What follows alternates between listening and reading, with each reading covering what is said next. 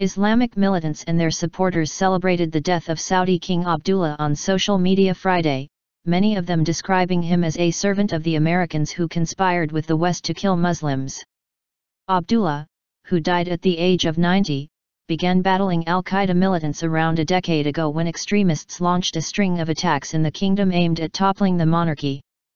Backed by the kingdom's top ally, the United States, Saudi officials responded with a massive crackdown and has imprisoned suspected militants and sentenced others to death. Many Islamic extremists consider the Saudi royal family to be corrupt. The Islamic State of Iraq and the Levant, ISIL, an al-Qaida breakaway group that currently holds a third of Iraq and Syria, often cites Islam's holiest city of Mecca in Saudi Arabia as one of its targets.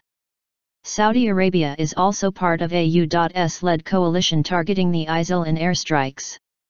A man who identifies himself as an ISIL supporter who uses the name Abu Azam al-Najdi criticized the late king on Twitter, saying, he sent his warplanes to kill Muslims in Syria. He imprisoned Muslim men and women, and wherever there was a war against jihadis, he was the first. Some loyalists of al-Qaida and the ISIL also used a hashtag that translate from Arabic into Death of a Tyrant. Social media provides a forum for militants and their supporters to air their statements and propaganda videos. Such users typically do not give their full names, if at all, using instead nicknames and pseudonyms.